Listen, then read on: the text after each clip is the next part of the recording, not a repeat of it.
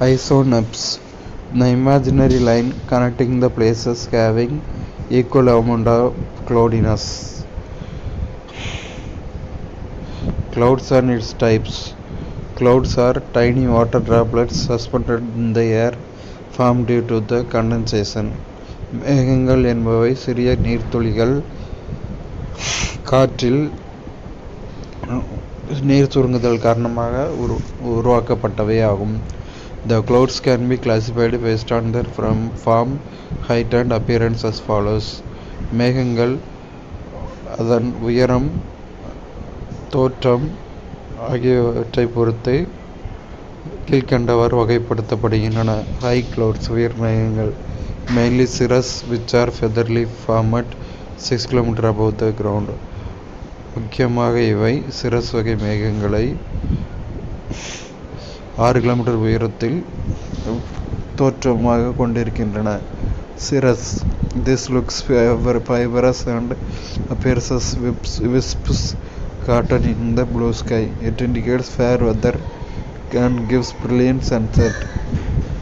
சிரஸ் வகை மேகங்கள் இவை நார் போன்று தோற்றமளிக்கும் மற்றும் பஞ்சு நீலவானத்தில் ஒரு பஞ்சு போல தோற்றமளிக்கும். It indicates fair weather and gives brilliant sunset. இது ஒரு அழகான காலநிலையையும் வெளிச்சமான சூரிய தோற்றத்தையும் கொண்டிருக்கிறது.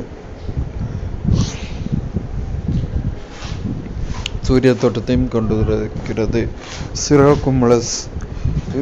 This appears as white globular masses forming a mackerel sky. இவை வெள்ளை நிறைகளை கொண்டிருக்கின்றன. Cirrostratus. This resembles a thin white sheet. The sky looks milky and the sun and moon shines through these clouds and form a halo. Cirrostratus.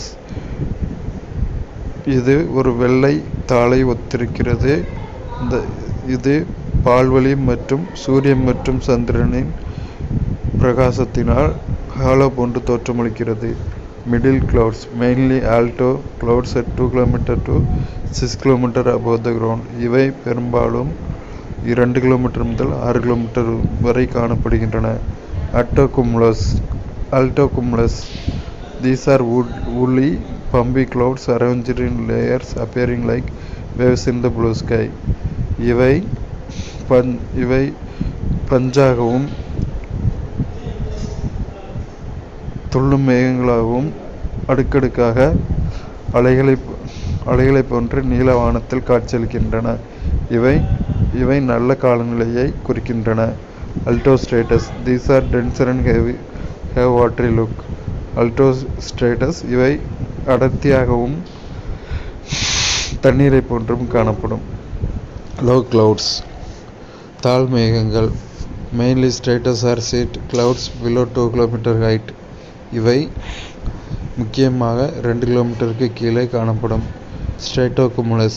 This is rough and pumpy clouds with wavy structure. இவை எளிய மற்றும் அலை போன்று தோற்றமளிக்கும் மேகங்களாகும். Stratus. This is very low cloud, uniformly grey and thick, appears like highland fog. It brings dull weather and light drizzle. It reduces the visibility and is a hindrance to the air transportation. Stratus. இவை குறைந்த மேகங்களையும் ஒரே பழுப்பு போன்ற மற்றும் அடர்த்தியான உயர்நிலங்களில் புகை போன்று தோற்றமளிக்கும். இவை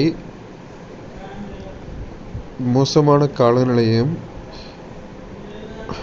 ஒளித்தன்மையுடனும் காணப்படும். இவை தோற்றத்தை மங்கலாக்குகின்றன. காற்று கடத்தலுக்கு ஒரு மறைத்தல் காரணியாக செயல்படுகின்றன. Nimbostratus. This is a dark, dull cloud, clearly layered as it brings rain, snow and sleet, and it is called as rainy cloud. Nimbostratus. இவை கார் மேகங்களாகும்.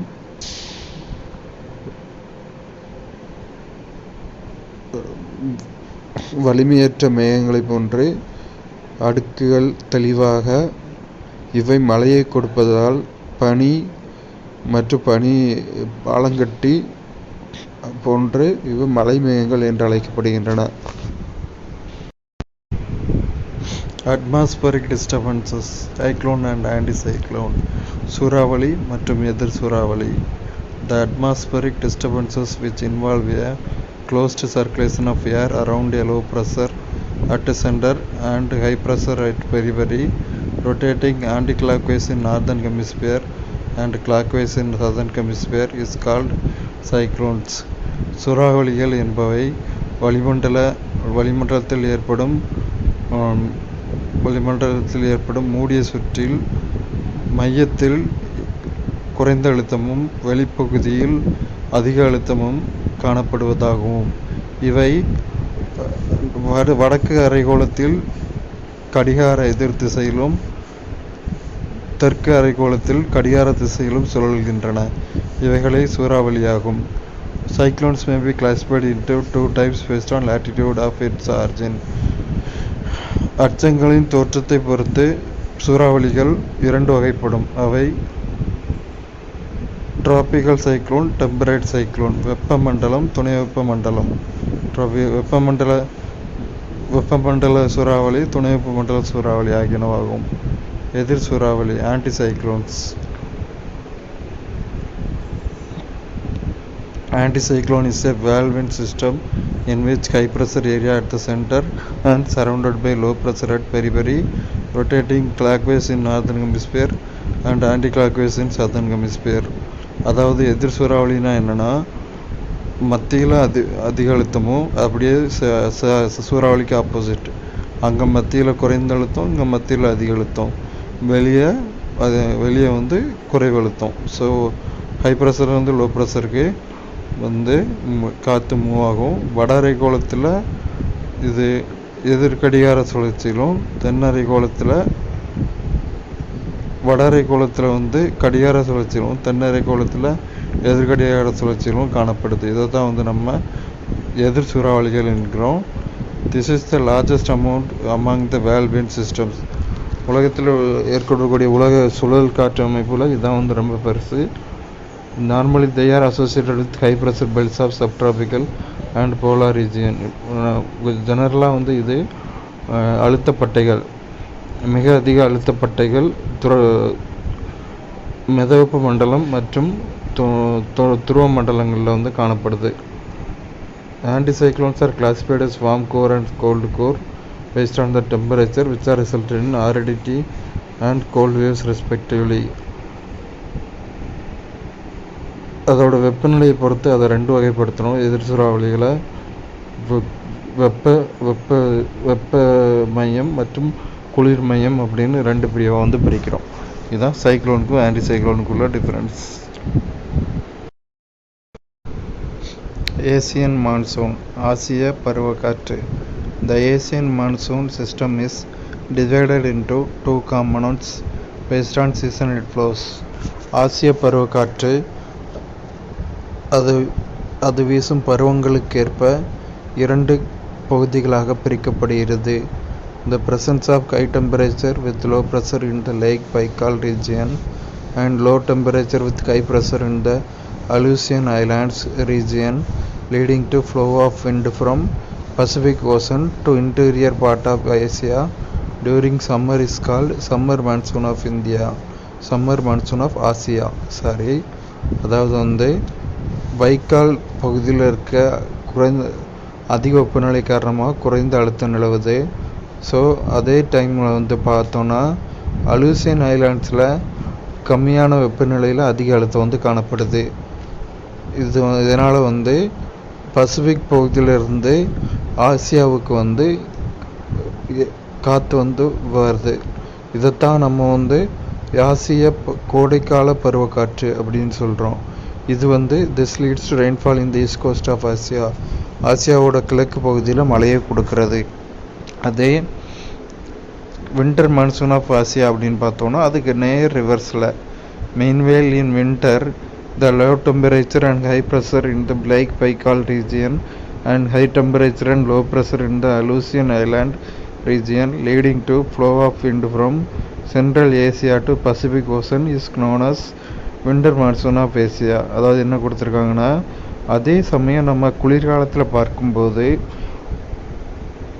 பைக்கால் ஏரியில் காணப்படுற குறைந்த அழுத்தம் மற்றும் குறைந்த வெப்பநிலை மற்றும் அதிக அழுத்தம் காரணமாகவும், அலுசியன் தீவுகளில் காணப்படுற அதிக வெப்பநிலை மற்றும் குறைந்த அழுத்தம் காரணமாகவும்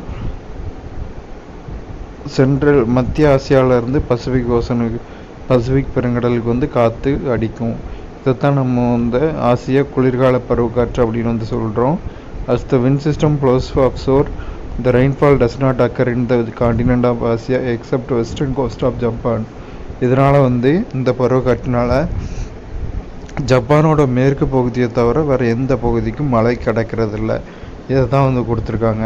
ஆக்சுவலாக வந்து இப்போ ஒரு இடத்துல அதிக வெப்பநிலை நிலவுன்னு வைங்க, இதெல்லாம் ஒரு பகுதியில் இருக்கக்கூடிய மூலக்கூறுகள், காற்று மூலக்கூறுகள் அதிக வெப்பநிலை நிலவுறப்போ இந்த மூலக்கூறுகள் அதிக வெப்பநிலை கொடுக்குறப்போ இந்த மூலக்கூறுகள்லாம் விரிவடைந்து மேலே போயிடும். இந்த மூலக்கூறுகள்லாம் மேலே போயிட்டுனா இந்த இடம் ஃபுல்லாக காலியாயிரும். ஸோ காலியான என்னாகும், இது குறைந்த அழுத்தத்தை உருவாக்கும். இதே மாதிரி குளிரான இருக்கக்கூடிய இடத்துல மூலக்கூறுகளோட டென்ஸ் வந்து அதிகமாகி அதனால் என்னாகும், உயர் அழுத்தம் வந்து அதிகரிக்கும். மூலக்கூறுகள் அதிகமாக இருந்தால் உயர் அழுத்தம் இருக்கும். அப்போ என்ன பண்ணும், உயர் அழுத்தத்திலேருந்து டைரெக்டாக தாழ்வு அழுத்தத்துக்கு காற்று பாய ஆரம்பிக்கும். இதனால தான் பருவக்காற்றுகள் உருவாகுது. அப்புறம் வந்து இதில் வந்து பைக்கால் ஏரி வந்து எங்கே இருக்குன்னா ஆசியாவில் இருக்குது, மத்திய ஆசியாவில் இருக்குது. அலூசியன் தீவுகள் வந்து பசிபிக் பெருங்கடலில் இருக்குது. அவ்வளோதான்.